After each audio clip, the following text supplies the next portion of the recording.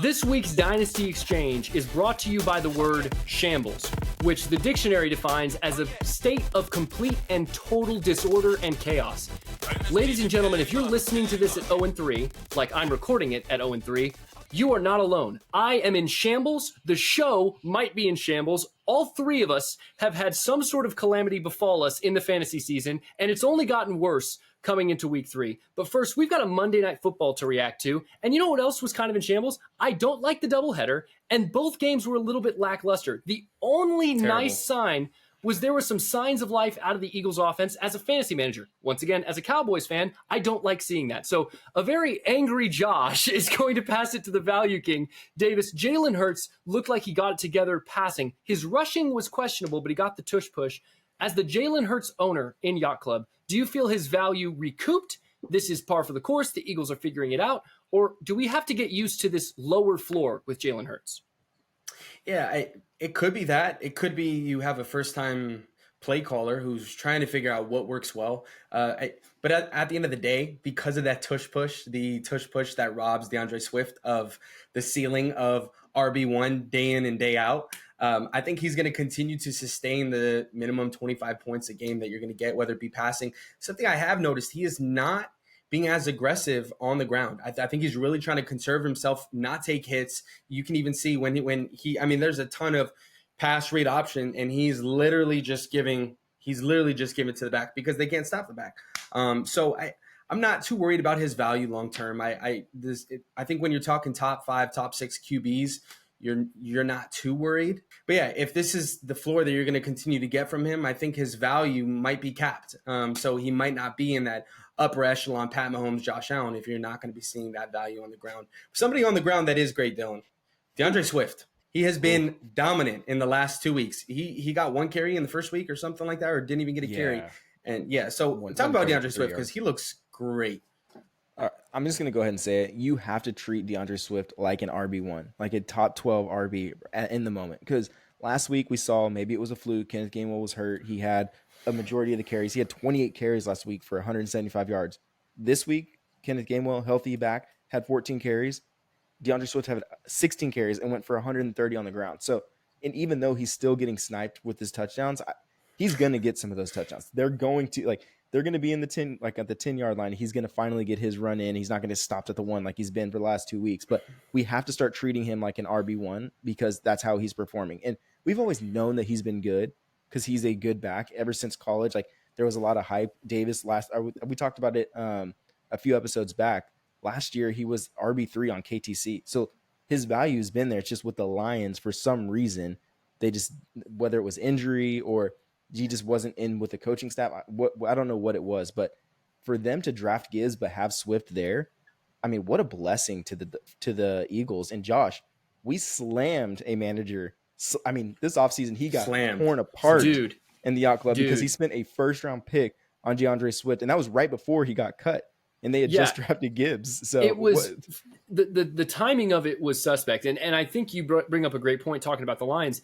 Did the Lions know DeAndre Swift was this good? Why did you draft Jahmyr Gibbs to now hurt his value? Because if you're it's the same thing that they're doing with Gibbs. It's the same thing. Same thing. It's like, can we get this back to Philadelphia now? But no, there was an owner in our league who is a great guy, very row your boat, just draft your players, develop them type owner. And he made an uncharacteristic splash move and traded what was at the time the 108, I believe, for DeAndre Swift straight up. And all three of us ridiculed him to no end. Everyone in the chat got in on it. They're like, this person, what are you doing? LOL. And right now, he looks like he knew something no one else did because DeAndre Swift, the guy's averaging 8 yards a carry. And Dylan, you brought it up. Kenneth Gainwell had a similar split in terms of carries, but he only rushed for 43 yards. If I have a back that's going for 130 and another back that's going for 40, I'm going to start to trust the first guy a little bit more. On two more carries.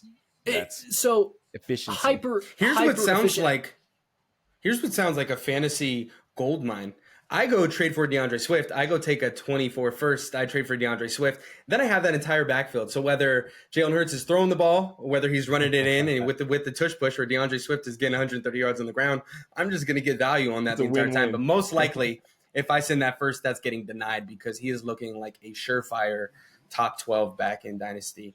Josh, it's good to see AJ Brown back. Like, I understand the panic. I understand the worry. I'm a little sad because I was going to go and try to trade for him. Buy low. Right. But he's back. He cemented himself. Stop worrying. We're so like reactionary when, points are being scored. But I'm sure for you, it was like, okay, he is a solidified top 6 Dynasty wide receiver, correct? Yeah, I think that once again, I get to play this role of being really objective in our own league. And I think someone like AJ Brown, and this is what no, because I'm rebuilding over time. Never do to deal with you again. No, my feelings are hurt. No.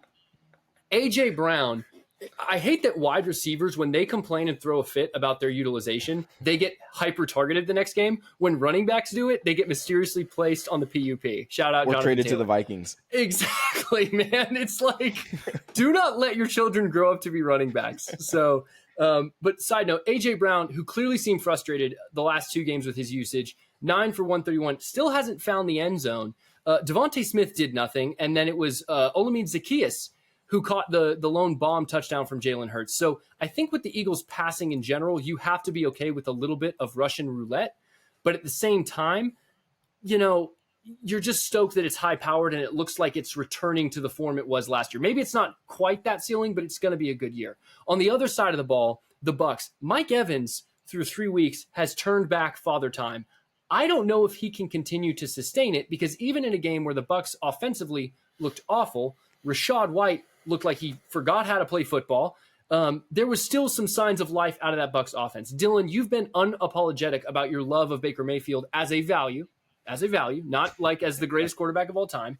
Do you still think that he can sustain the success he had in weeks 1 and 2, or was this week a sign of things to come for him?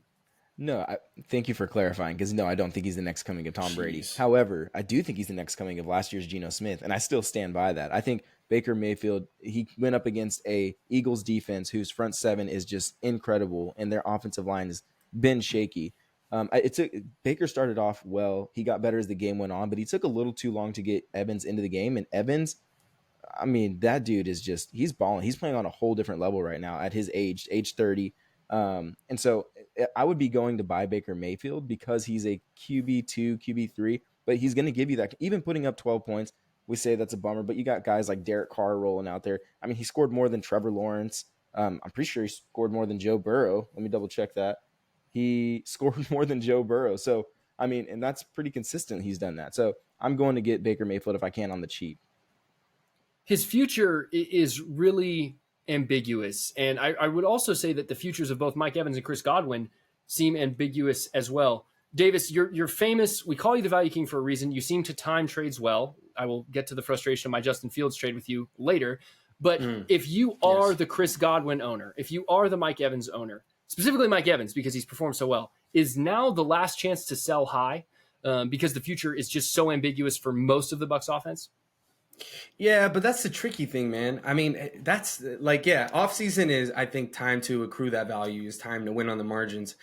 Right now, if you're trying to win ball games, you're looking at the guys that really present the opportunities to win you every single week, right? So granted, I don't think that Mike Evans is going to score a touchdown every single week, which he has in the first 3 weeks. So I think there's going to be some touchdown regression that you can expect. But at the same time, like, what are you probably going to get for him? A second? Like, no, I would rather have the guy that's going to give me 15 points in my lineup than just go and try and trade these guys to get some type of value. You can have time to do that in the offseason, but at the same time, you do assume the risk. At any moment, guys can get hurt, and that's why we play this devastating thing that's called Dynasty Fantasy Football, because we love the pain. We love the suffering, right? So, no, I would rather have those guys on my team. I would rather have the upside for them to actually score points in my lineup than me just try and go get a couple seconds for them.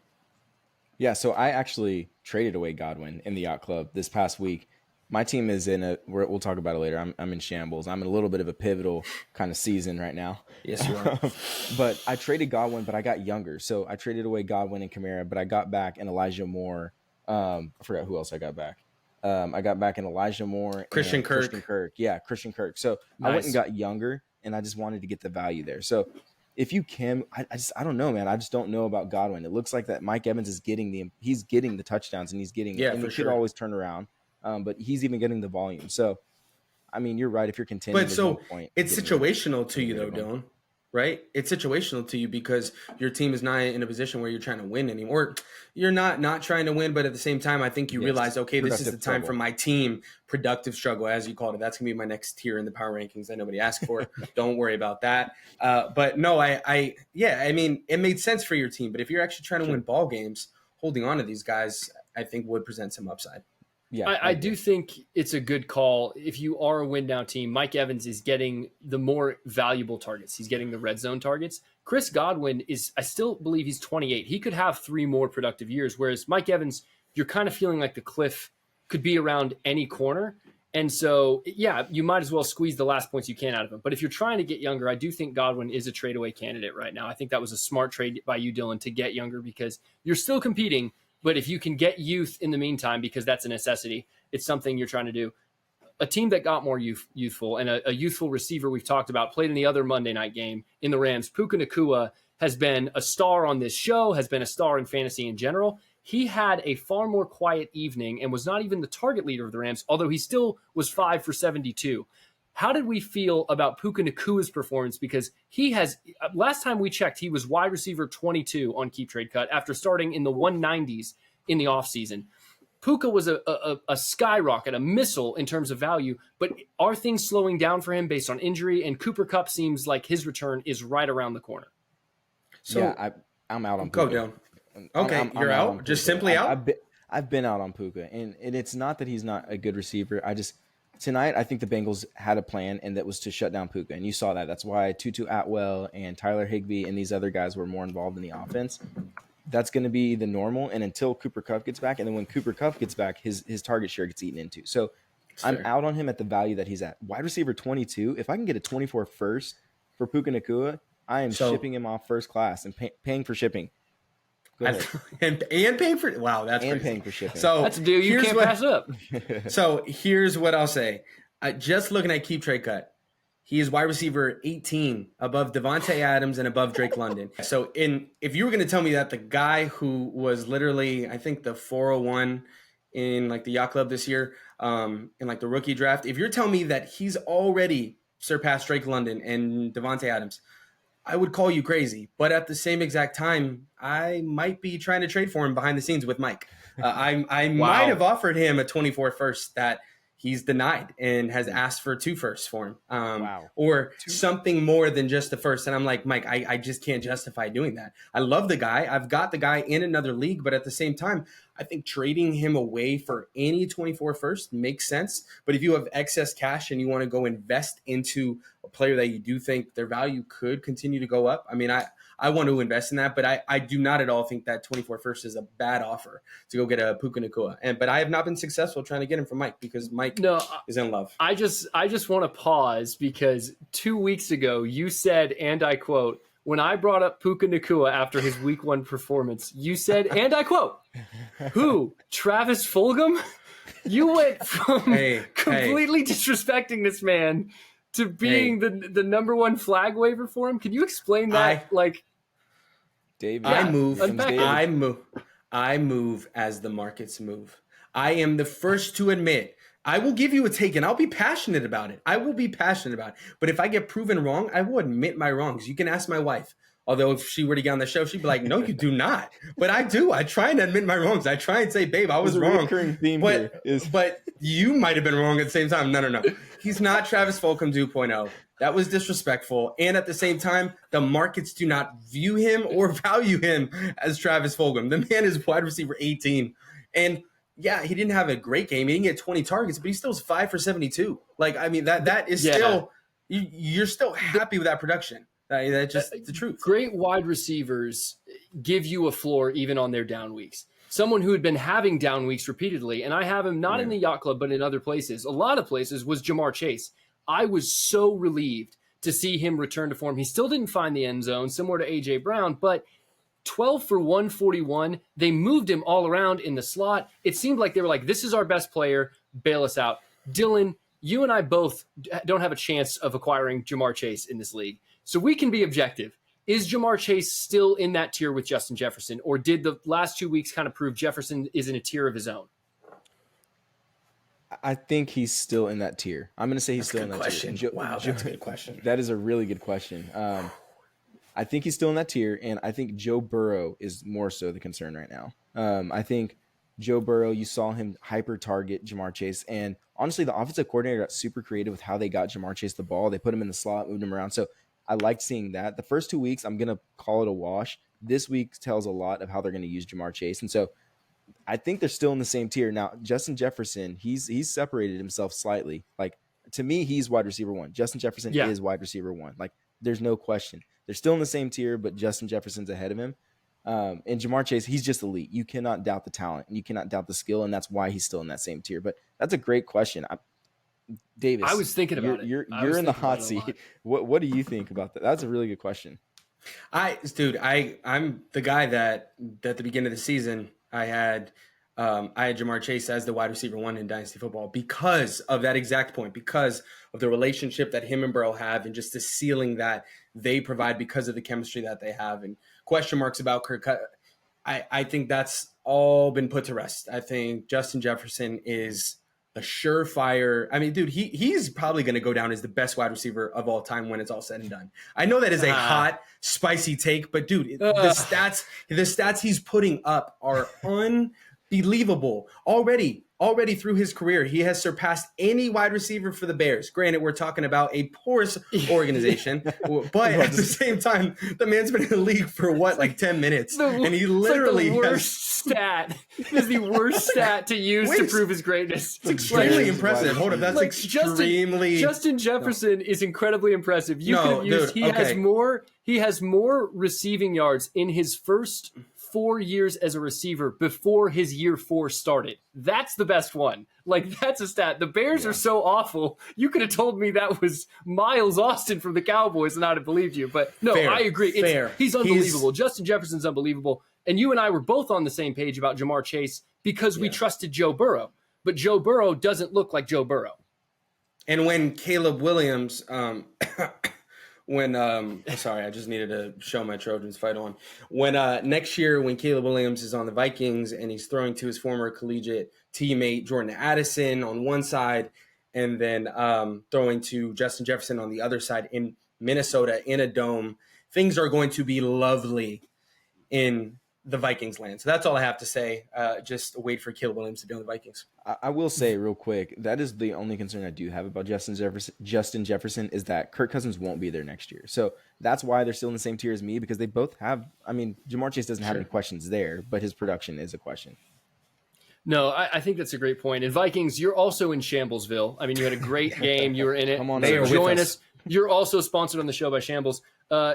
The Bengals, they're not. Is their offense still in shambles? Did we see enough out of them tonight to put to rest any major concerns, or are we still looking for them as a whole to provide more? Dylan, I'll start with you. T. Higgins, 8 targets, 2 catches, several drops, went to the locker room really quickly. You have loved T. Higgins certainly more than I have. In fact, he was infamous in that trade with Davis years ago. Has that love waned now that you're seeing the product he's producing on the field? Absolutely not. No, you've talked about it, Josh. You referenced it last week or a couple weeks ago about the volatility of wide receivers.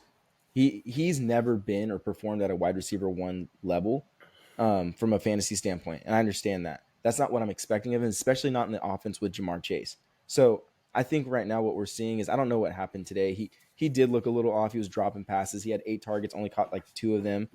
So yeah, there was something off there, but I'm still not. My love for him has not waned. I still think he's going to get a shot somewhere. He's going to be the wide receiver 1 somewhere, most likely. And I think that's where you'll see him shine. He still did it before Jamar Chase was on that offense as a rookie. So if I can buy low right now, and buy low meaning I'll pay top 24 prices for him, top 20 maybe. I'm not paying top. Like right now, he's going as a wide receiver 1 in a lot of places. I'm not paying that. So my love for him hasn't waned, but at the right price, I'm going to buy him. Absolutely. Because I still think the talent's going to win out. So he's a perennial wide receiver 2, which is what Josh has been saying to us the entire time. And literally, Josh convinced me to trade him. Josh, that should be a compliment to you. Your argument that you gave me, I said, you know what? I'm getting off T. Higgins. Yeah, because he's a perennial wide receiver 2. And while I'll say, like, yeah, he might go and be like a wide receiver 1 for some other team, at the same time, you're not having Joe Burrow throw you the ball unless he goes to like Kansas City, or he goes somewhere where you have a caliber of quarterback that's giving you valuable targets. I'm not going to be that excited. Yeah, he's going to, he's going to get dominant targets, but as we just saw with DJ Moore, I'm sorry, Josh, on the flip side, it's not looking that great. So all targets are not the same.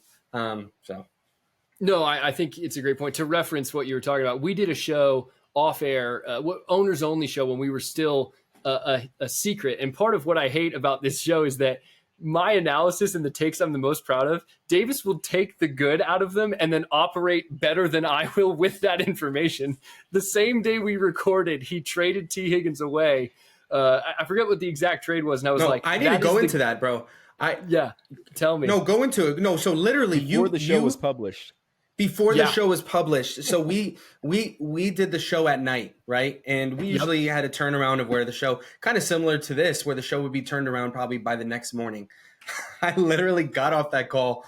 I was like, dude, if I don't get a deal done for T. Higgins right now, I will never get him off my team, because people will quote my take on here. They'll quote Josh.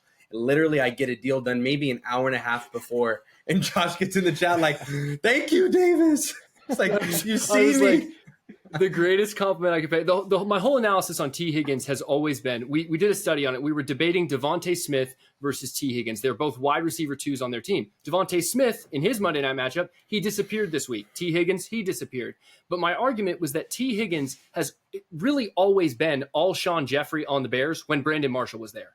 Jamar Chase gives T. Higgins more value than he takes away from T. Higgins. I don't think T. Higgins could go to another team and look any better. I mean, what are you going to say? A lack of targets? That's not the problem. Lack of high-quality targets? That's not the problem. He's never finished as higher than wide receiver 17 on the season, and we're coming into, I believe, his fourth year. So that was my argument, and Davis had disagreed with me completely on the show. He's like, you're too low on T. Higgins. In the off chance that the deal did not get done, I needed to save face. Yeah, and then next thing I know, a trade gets accepted for T. Higgins. I was like, Davis, I knew you agreed with me. So that is the only way Davis shows me affirmation, but I'm sure will be dunking on me in later segments, which are coming up shortly.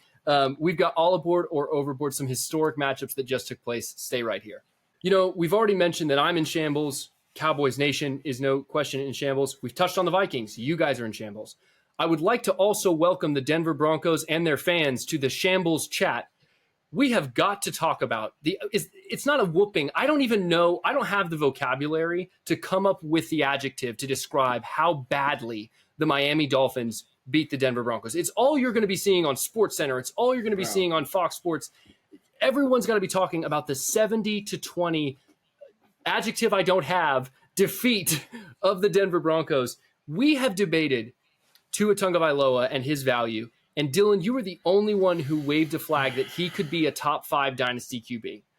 I have an all aboard or overboard that I want you to lead off with, because after that performance, Davis and I being out on him does not look as good. Right now, all aboard, overboard, Tua is both an NFL and a fantasy MVP frontrunner.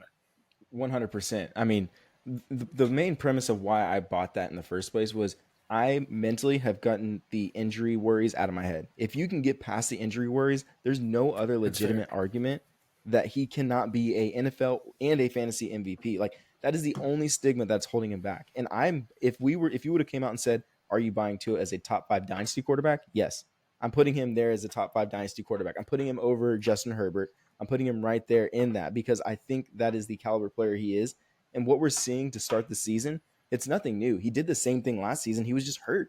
Like, he's putting up these first week. I mean, obviously he's not going to go for 466 every week, right? But I mean, this week putting on a show for 309 and 4 touchdowns. He has 2 interceptions on the season. Like, the dude, and when you look at that offense, we talked about it last week as well. That offense is built for efficiency. Raheem Mostert, Devon Achane, Tyreek Hill, they didn't even have Jalen Waddle. Like, that is a efficient offense that Tua set up for success, along with Mike McDaniel, who is a offensive guru who's setting him up for success. I love him. There's no way that you can say, and Davis, I'll ask you, if you can rock with me, all right, rock with me, get rid of the injury stigma around Tua and give me your honest take on, do you think he can be in NFL and in a fantasy MVP?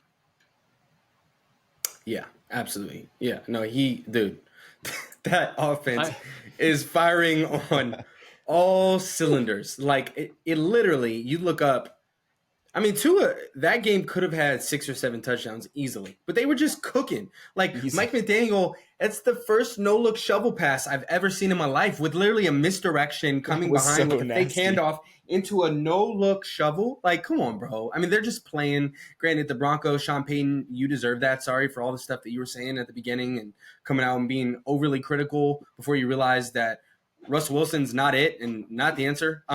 So sorry. But at the same time, the Dolphins are impressive. To get back to your point and to your question, yes, I do think top 5 dynasty QB. I don't know if my mind can separate the injury possibility, but at the same time, as Mike has said to me numerous times when we talked about this specific situation, anybody in the league is one hit away. Any quarterback is one hit away. Any RB, which unfortunately we've seen this year, is one hit away. So if I approach it from that mindset, it's not out of the realm of like, okay, I mean, I guess top 5 isn't crazy just because the man is putting up 30 points a game at a consistent basis and is going to be winning you weeks. And I want every piece of that offense. Josh, is there a certain ceiling on what Tua could be? Like, does Tua emerge into the Pat Mahomes tier, to the Joe Burrow tier? No, and okay. I'm actually, not that I'm attempting to double down. I like Tua a lot. I think he's a very good quarterback, but I think it stops at very good. And the reality is, I don't think I'm overboard. I don't think he's the NFL MVP, and I don't think he's the fantasy MVP. If this question is Mike McDaniels the coach of the year? My answer is absolutely yes. We have to realize they scored 10 touchdowns, but this, I think, bear with me on this one. I think this game may have actually hurt Tua's MVP chances. Let me explain why. They pulled him at the end, I believe at the end of the third quarter, and put in the backups. My guy Mike was in the game. They were still scoring. Achane, Devon Achane. Have you guys heard this? It is Achane. Yeah. I am horrible. Achane. I am horrible. Achane. No, it's Chan. I'm going to mispronounce it. Poor guy. Devon Achane. He put up 4 on the ground. Raheem Mostert put up 4 on the ground. And so if I'm in the Associated Press, which I'm certainly not, you can make a case that the system is elevating this player. This player is not elevating other players in the system. And I think hold on. You're making that argument after you touted for Justin Fields? Correct. We'll get to Justin Fields later. You have every opportunity to dunk on me. Okay. Absolutely. And I will double down again. But no, I think to your point earlier, Dylan, I mean, we've talked about it all season. It's been a theme. Coaching matters. And you said this about Anthony Richardson. You brought it up about Justin Fields. And with Tua, it totally matters. It might matter too much. And I'm sorry, the injury stigma is different. It was such a national storyline all year. I just don't think people can get over it. So Josh, is he or is he not is on the field, but in people's minds, I just don't think it'll ever get to top 5. So Josh, question for you is when, not even if, but when Tua signs a 5-year, 200 and something million extension, are you changing your tune on that? When he is tied to Mike McDaniel for 5 years, when that offense, I mean, totally. Does that then change the perception of like, okay, they see long-term in him. This means his commitment. Because for me, once I see that contract, my worries are gone, and I'm buying into him as a top 5 quarterback. And that's just my perception of it. Yep. Nothing is stronger in fantasy, especially in a superflex league, than a quarterback like Supermax deal. You may not like how Deshaun Watson as a person. You may not like how he plays. You know Cleveland is committed to him, so he's a safe. Unless he retires, he's a safe bet. You can't get out of that contract. Kyler Murray, we've talked about him. Same thing. Daniel Jones, we all liked him a lot more when he signed his extension this offseason. Yep. Because they're committed to building around him. If that contract happens, Davis, absolutely. I think he'll skyrocket in the rankings. But I just think for this season, for both NFL and fantasy, I think you got to give it to Mike McDaniels. I think he's going to take too much of the shine away. Dylan, you love prospects. You love rookies. Can we talk about Devon Achane just a little bit more? Because this is someone that you loved pre-draft process. My. Yes. And this goes back to what I said before week 0, when we were talking NFL rookies, be patient with your rookies, right? Be patient. Don't drop Achane. Don't trade him for nothing. Still be patient with Kendre Miller. But for this sake, Achane, sorry. It's going to take some getting used to. Yeah, it is. I've called him Achane literally since he was in college. So Achane, I apologize, Devon. Yeah, I mean, he's not going to go and score 50 points every week. Let's just get that out of the air, right? Don't sell him. Don't think you're going to get 2 first for him. Right? You're not going to get that. He's going to come back down to earth. However, like I said with Raheem Mostert, and like I said earlier, this offense is built for efficiency and is built for speed. And Achane has that. He is a world-class track sprinter. He is up there with the Tyreek Hills, the Jalen Waddles, the Raheem Mosterts in speed. So if you have him and you were patient enough to hold on to him because he's going to have his games. We know Raheem Mostert. We don't ever predict injury, but we prepare for it. We know he is susceptible to injury. So if he goes down, even if Jeff Wilson comes back, you saw Achane still get a good bulk of the carry. So to me, Achane looked explosive. It's exactly what you saw in his prospect profile is what he put on display on the field. So to me, if all you need is 12 touches, man. All you need is 12 touches. Honestly, and if I'm an Achane owner, I'm stoked. Like, I am so stoked to see that. Now, I'm not expecting 50 points, like I said, but I mean, if he gets 12 carries and if he can go out there and just get the opportunity to score, I mean, the dude can take it to the house from anywhere on the field. Yeah, no, for me, the worrisome thing, and because, yes, I know we're playing Dynasty. So Dynasty-wise, I mean, everybody's going to be trying to trade for him now. Anybody that has him, you're not trying to trade him away right now because it's like, no, I'm not going to give it to you at a price that seems fair because what if he is putting up 20-plus a week? But are you really playing him on a week-to-week basis? Like, are you chasing those 50 points that's leading you to get 4 points in your lineup for the rest of the season? So that's just going to be something that's going to be pretty interesting that people that have him on their team are going to have to deal with. But no, I mean, that entire offense is explosive. And the fact that they didn't even have Jalen Waddle on the field and they put up 70, they put up a 70 spot.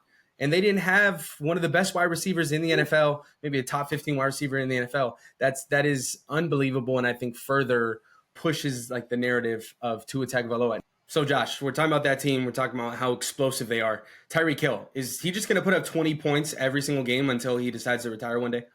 No, he might put up 25 a game, and that just speaks to what I was talking about earlier. Is that the coaching and the scheme that they're in? It's so impressive. It's so impressive. Even if you have tape on it, how do you stop like Waddle and Tyreek Hill and Raheem Mostert and Devon Achane? We'll put pronunciation in the Shambles category as well. We're going to struggle with that the rest of the night. But yeah, my only question and concern is obviously 70 points is historic. That was helped in part by a Broncos team that I believe gave up. Is there any bright spots on the Broncos for dynasty purposes that you can target? For me, Marvin Mims, he's no Tyreek Hill, but his average depth of target is massive. It seems like he gets 2 to 3 targets a game, and he always does something with it. Is that the only Bronco you're interested in, Dylan, or is there someone else? Because to me, other than that, I'm kind of out. Yeah, for the purposes of Russell Wilson being behind center, I'm still in on Courtland Sutton because that seems to be his guy. However, like you said, being a prospect guy, that's what Marvin Mims does. If you looked at him in college, if you saw him at OU, even with Dylan Gabriel at quarterback, that's what he was doing. He was the deep threat speed guy, and he's finding ways to do that in the NFL. So I definitely want some Marvin Mims, but for as long as Russell Wilson's under center, I still want Courtland Sutton because that's who he's looking to. Everyone else, Javonte Williams, any other, Judy, if you can get a 24 second for Judy, by all means, I'm parting that is outrageous to hear, and not that you're wrong, not at all that you're no. I want to reiterate, not that you're wrong, but I just think back to during the offseason when everybody was trying to get on the Jerry Judy train before it took off. Yes, no, dude, that one now, clip oh my gosh, of him running a route on a guy, it was a whip route, and both of you were like, Jerry Judy's awesome. I'm going to hold it to you. If you had told me that Puka Nacua would be worth more than Jerry Judy, I would have called you crazy because I was like, I'm out on Judy. The guy can't stay on the field. Yeah. But the Broncos as a whole, I think, looked bad. And going back a little bit to coaching, like, isn't there certain offenses you just want to steer clear from and don't even worry about the diamond in the rough? Davis, Russell Wilson's actually having a good fantasy year, but I think that's going to fall off as well. Or is there – you're the value king. Tell me who I'm targeting on the Broncos, or wisely, can we just get the heck out of Dodge? I think you can get the heck out of Dodge, but I have Courtland Sutton. So if you want to come trade me a second for him, I would gladly move on. But outside of that, I mean, Javonte Williams just doesn't seem like that offense is going to support like a RB1 season for him this year. Heck, not even like a RB2 season. I'm just worried about that entire offense. I'm worried about Sean Payton coming in and them seeming like maybe they quit on him. It just, that does not seem like an offense that I want to have any attachment to, a team that I want to have any part of. So yeah, no, I'm completely out on them. If you have Russell Wilson, they're going to be in a garbage time because their defense is absolutely, as we've used this word, in shambles, right? So there's a consistent theme. Their defense is in shambles as well. So Russ is going to have to cook, but it's just going to feel gross. I was just about to say that. I would take Russ. I would take Russ because their defense is so bad. They're going to be behind. Yeah. Just hold your nose and choke it down. Because Russell Wilson, I believe, just take the 20 points. Yeah, we're going to get this stat checked real quick. Russell Wilson, I believe, is quarterback 4 through 3 weeks. As gross as that is to say, I mean, Kirk Cousins is QB1. So it's been a strange year. So there is fantasy value to a Russell Wilson. A guy, I want to move to our next all aboard overboard because a guy who I thought had tremendous fantasy value and was going to provide tremendous fantasy value to the rest of his offense was Trevor Lawrence. The Jags lose embarrassingly to Houston, only putting up 17 points to the Houston Texans, who were supposed to be one of the worst teams in the league. Just trying to deflect all my shame about the Cowboys once again. But Trevor Lawrence, and I want to bring this up because we're going to talk about Justin Fields later in Below Deck. Trevor Lawrence has been worse than Justin Fields this season from a fantasy perspective. All aboard overboard, Trevor Lawrence and the Jags offense is just broken. Davis, I'll start with you. No, I would give it some time, man.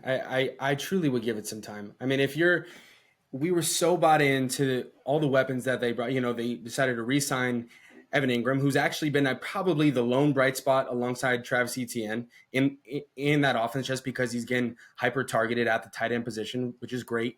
But you think of all the upgrades, all the positives, second season in the Doug Peterson offense. So you're expecting Trevor Lawrence to skyrocket in value. I know we had conversations on the show. I personally gave the take. It wouldn't surprise me if he cemented himself into the category with Joe Burrow, with Josh Allen. He's obviously not there right now. But at the same exact time, trust the talent, trust the process. I mean, that sounds very vague, but I'm not freaking out. Now, and I'll be quite frank and I'll be quite honest with you. Calvin Ridley, I think the rust is starting to show a little bit. He's leading the NFL in drops. So he has 4 drops through the first 3 weeks. He's getting targets, but at the same time, at what point do the targets start to disappear when Trevor Lawrence is like, okay, this guy is not as reliable. Let me go to Christian Kirk or Zay Jones or Evan Ingram. So I'm saying that while having Calvin Ridley. So guys, I'm being unbiased. But no, I'm not out on the offense. It just seems like they're trying to figure out kind of their roles and who Trevor Lawrence wants to feed at the right time. But Dylan, I know your eyes perked when I'm admitting that Calvin Ridley might not be cooked, but might be having some rust that he needs to wear off, right? I mean, you're seeing it already, right? Christian Kirk is already earning the targets. You saw it the game before. You saw it this past game. They're playing from behind, and Christian Kirk is the guy that Trevor Lawrence is looking to because Ridley's been so unreliable. And I've said this since day one, Christian Kirk is the wide receiver 1 in that offense. Until I see Calvin Ridley come in and take that crown from him, he is the wide receiver 1. Now, the first week, Calvin Ridley came out and had the awesome game. But when push has come to shove, you've seen Christian Kirk step up, and that's who Trevor Lawrence is going to. And as far as Trevor Lawrence goes, I'm not worried about him. If you pay attention last season, he had these games where he was just like up and down and in and out. Now, losing to the Texans, I don't know what's going on there. But fantasy-wise, I think they're just still trying to mesh and still trying to gel, right? This is still the second year in the offense, kind of getting things going. So I'm not really worried about them at all. But I will say I'm the ETN owner, so I want you guys to kind of preach to me here a little bit. He got sniped on the goal line. He got sniped. Yep, by my man Tank. Bigsby stole his touchdown from him. Is that something we should be worried about, or would you guys be concerned? I need some advice here. What are you guys thinking? I think based on where your team is at, you have to ask a tough question because, and first of all, you're just to clarify, you're saying you're overboard on the Jags offense being broken, right? You think it's going to figure itself out? Is that your general consensus? Yes. Sorry. Yeah, I'm overboard on that. Yeah. Okay. So if you still believe in the offense, I don't think Tank's Bigsby sniping touchdowns is something we didn't expect. It just didn't happen in the first 2 weeks. So maybe you got a little comfortable with the idea that Travis Etienne was going to be getting all the work. I think where you're at, and we talked about Shambles, theme of the show. We'll get into it a little bit more below deck. Your season isn't having the start you thought it would. So what is a middle tier RB1, maybe an RB2 week to week, worth to your roster as you attempt to get younger? That's my question to you. He's an RB1. I still think Etienne's an RB1. I think he is on KTC. He's a top 6 RB. So he's still an RB1 and he has value. My question is, and again, I could use some counseling on this. And Davis, I'll pass it to you. where my team is, do I capitalize on that value? I'm kind of torn right now if I should capitalize on that value. I lean sometimes yes, but then the part of me that wants to continue to compete is like no. So value king, I'm actually coming to you for advice. Please enlighten me. I don't believe that at all because I've He's gonna pitch me literally a trade. That's what he's gonna hold do. up. No. I'm not even gonna pitch you a trade. I'm gonna reiterate a trade that I already said would be good for you, where you could get a young wide receiver in Jordan Addison for Travis Etienne and Tyler Algier. Like that to me is a clean cut trade, and it's an asset that you'd be getting on your team.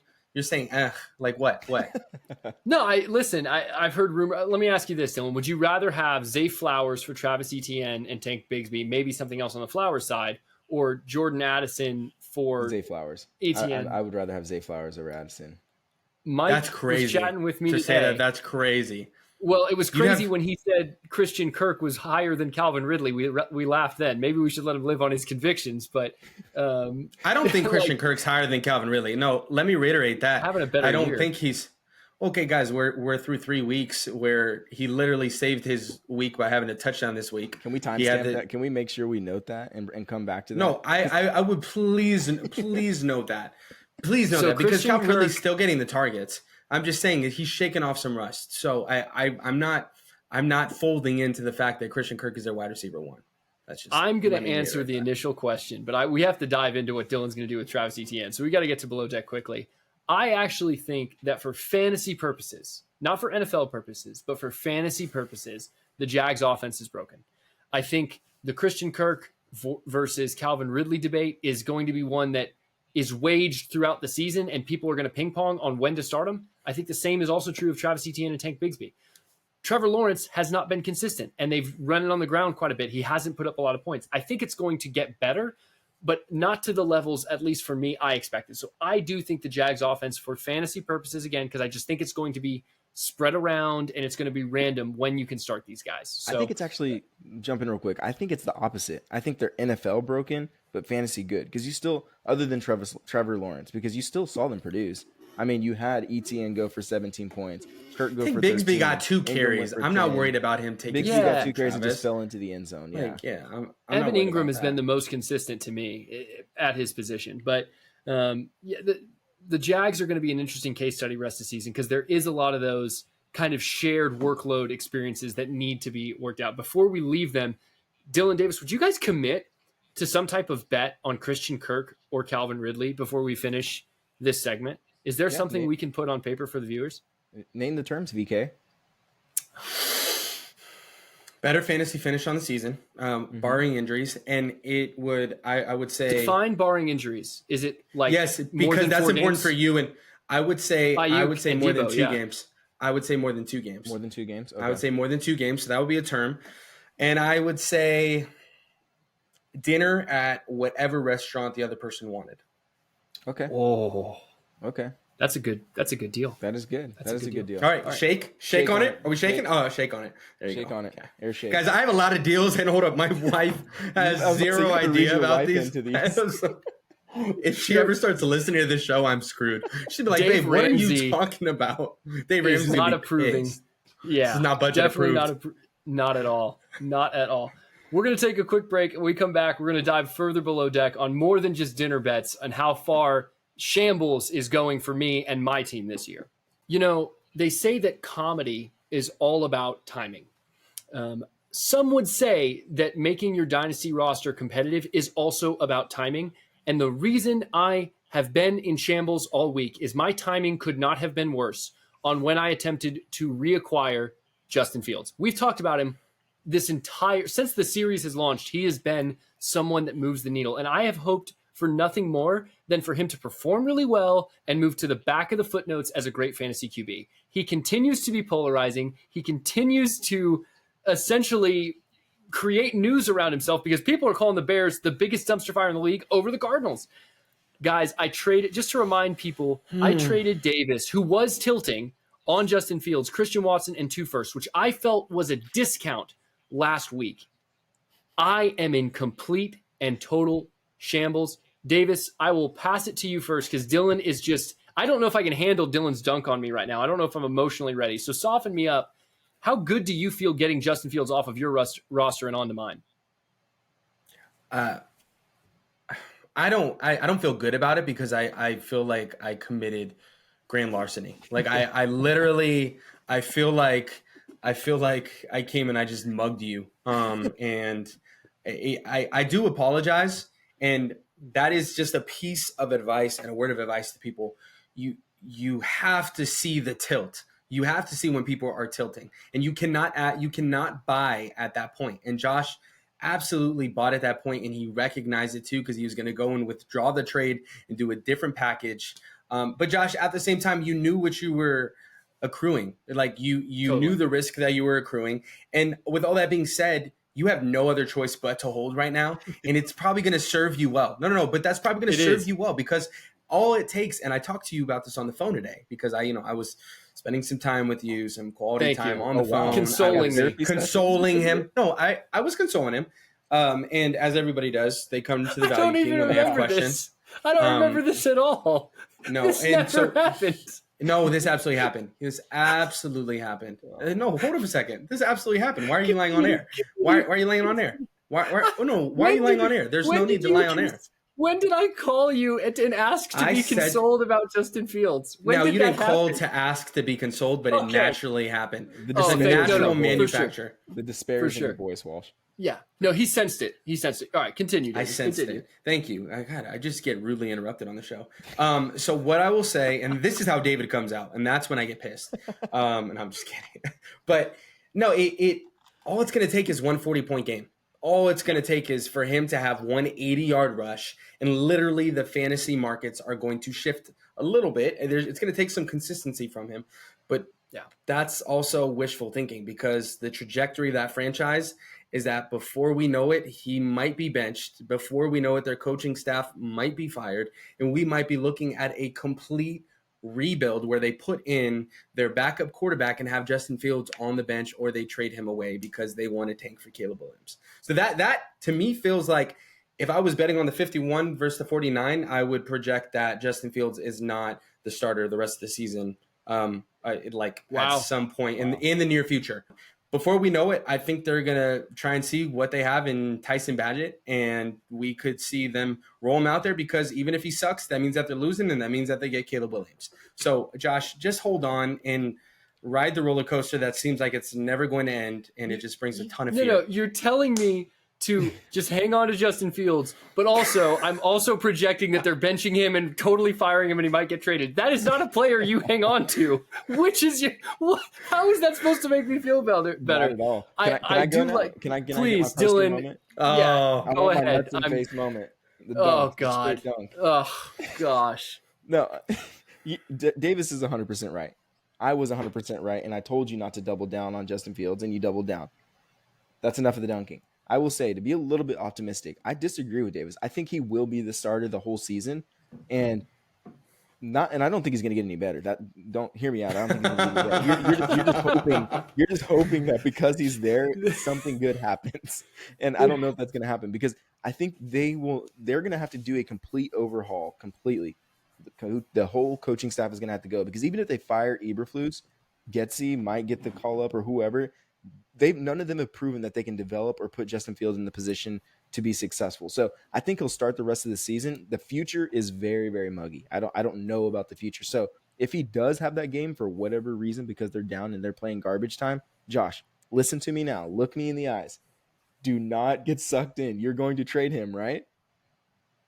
Yes. No, not. Even if it's I've been in love with that guy since he was on QB1. He was on that show with QB1. Gosh. I loved his work ethic. Here's what I'll say. It isn't looking good. And there's a difference between struggling for fantasy and actually looking like you're going to lose your starting job.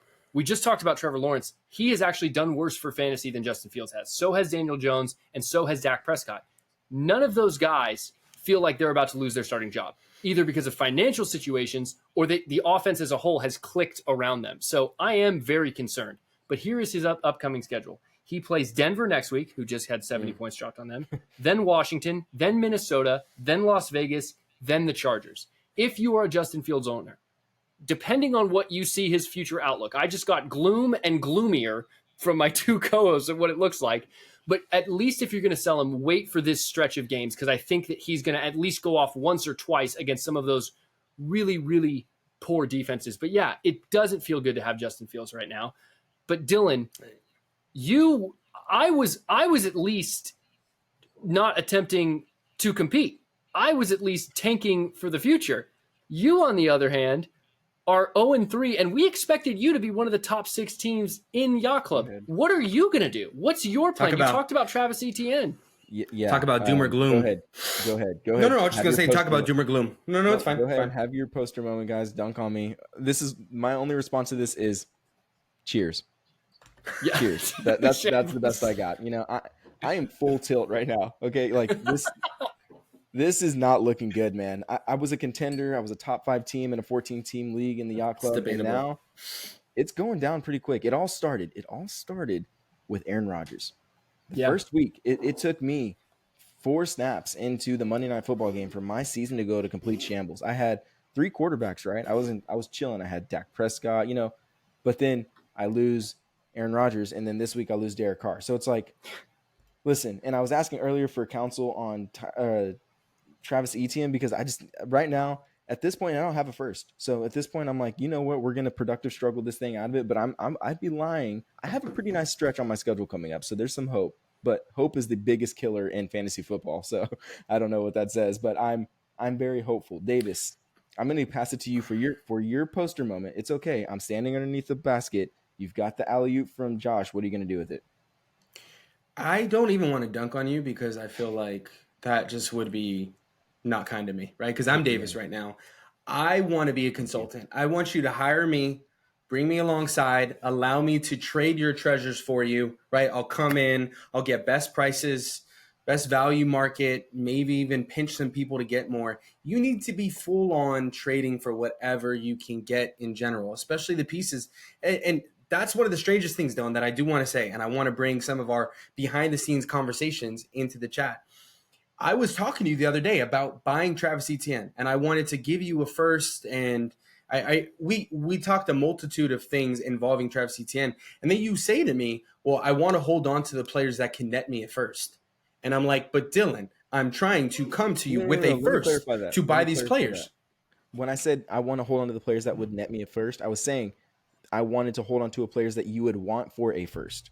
So that would. So it has to do with me. No. So the persecution complex is correct. Absolutely. So it's no. Yes. As long as we can. Tax. It's the Davis tax. I'm being completely honest. It is the Davis tax. Yes, it is absolutely. That's so much. But hold up a second, and that's what's to me is so dumb, and that is such mismanagement of your franchise because you are not in a position of leverage, and I'm coming with fair prices, and I'm one of the few people, Dylan, I'm one of the few people that has a 24 first that's actually available on the market. They are nearly impossible to get. You have a 24 and I'm first? I do have a 24 first, and I'm trying to pawn it off to anybody. And literally no one will bite. People are like, yeah. Part of that is part of that because, and I'm alluding to you trying to trade something away. You were supposed to be the super team that had no contenders. You've done well throughout the season, but Derrick Henry's on your roster. Nick Chubb's on your roster. Saquon Barkley's on your roster. We didn't talk about Derrick Henry. He had, 8 attempts for 9 yards? It was just a terrible outing for Derrick Henry. Your running back room is getting depleted. It doesn't look like you're as unchallenged as we thought you were coming into the preseason. How tilted are you, Davis, even though you feel at the top of the mountain? How tilted can you feel when you score 165 plus in the first 3 weeks? No. A serious question. No. Guys, I'm trying to ask you, I'm genuinely trying to ask you a question. Right. How tilted are you supposed to feel when you've scored at minimum 165 every single week? And I have Cooper Kupp coming back. That's what people don't remember. I have Cooper Kupp coming back. I have Saquon Barkley coming back. So don't worry about me. I'm not tilting. I might be a little bit, but I'm not going to let you guys know it, even though I just did. So I might be tilting a little bit, but that does not mean that you don't take a deal that's good for yourself because you're trying to screw me. You sold it. No, you sold it so well. You were like, my team 165 a week, which for our league is pretty substantial. It is super flex, so higher scores are to be expected, but that's certainly above the league average. And then you cracked at the end. Then you showed the fact that you've lost some running backs, and even teams that you do everything right in the offseason that earn the applause of analysts, people on fantasy football, Twitter. man. It's Yeah. just fantasy football. And if you are It's in fantasy that football. boat right now, trust me, we are with you. We're in a very odd situation right now, Dylan. You and I, for the sake of the show, might have to root for Davis to do well the rest of the season because I don't know how it's going to look if no one from the Dynasty Exchange makes playoffs. So, Davis, while you contemplate whether or not you're Davis or David, I'm going to contemplate whether or not I'm rooting for you the rest of the season. Dylan, what camp do you stand in? Are you in or out on rooting for Davis? I'm out. I'll go down with the ship. Listen, Dynasty is a marathon, not a sprint, and I'm definitely not sprinting to the aid of Davis, Noemi. No, I am overboard. So, on supporting Dylan, Davis. would you tell me that you would take a worse price for your team from somebody else than you would take a good price from me? Is that how dumb of an owner you are? don't insult my indulgence as an owner. But No, I would I'm take I would take curious. a good deal from someone over a great deal from you. Yeah, that's fair. I mean, Ladies and gentlemen, that is not how you play Dynasty football. Thank you for tuning into the Dynasty Exchange. No, that is. we actually we can almost end on that. Yeah, that's the narrative, though. That's like if you have a strong team, that's the narrative. I'm sorry, Davis. Yeah, I think there's a competitive tax that you can associate to certain rosters. Gentlemen, it's been a pleasure recording the show. That's the only pleasurable part about playing fantasy this week. As we've said, the theme has been Shambles. Hopefully next week we have some good news. Justin Fields, please bail me out. Until next time, this has been the Dynasty Exchange. Dynasty the King.